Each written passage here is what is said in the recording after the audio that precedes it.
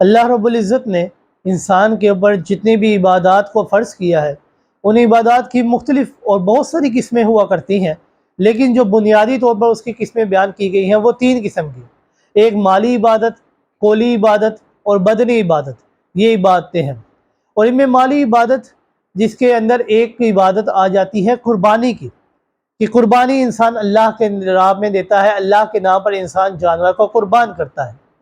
صحابہ اکرام نے آپ صلی اللہ علیہ وآلہ وسلم سے سوال کیا، یا رسول اللہ صلی اللہ علیہ وآلہ وسلم ما ہی الاضاحی، یہ قربانیاں کیا ہیں؟ آپ صلی اللہ علیہ وآلہ وسلم نے فرمایا ہی سنت ابیکم ابراہیم، کہ یہ قربانیاں یہ تمہارے جد امجد حضرت ابراہیم خلیل اللہ علیہ السلام کی سنت ہے۔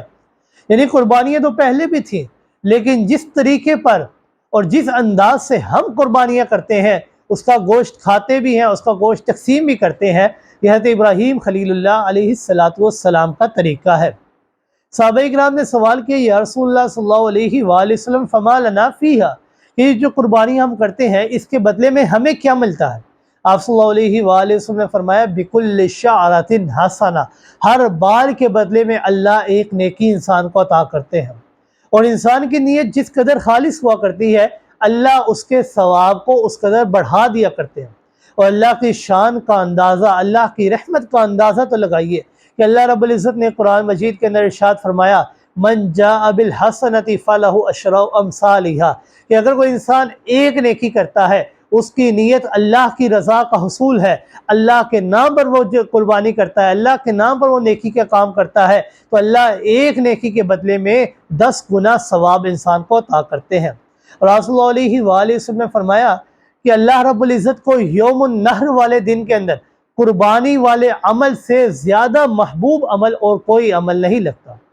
یعنی یوم النحر کے اندر انسان اللہ کی راہ میں جو جانور قربان کرتا ہے، اللہ کو اس کا یہ عمل سب سے زیادہ پسندیدہ ہے، باقی اعمال اتنے پسند والے اچھے نہیں لگتے اللہ کو باقی ان یوم النحر والے دن کے اندر جتنا یہ قربانی والا عمل ہے۔ اور اللہ رب العزت چاہتے ہیں کہ میرا بندہ میرے بنائے ہوئے جانور کو میرے ہی نام پر میری ہی راہ میں قربان کرے، جو یہ اللہ رب العزت کا فیصلہ ہے۔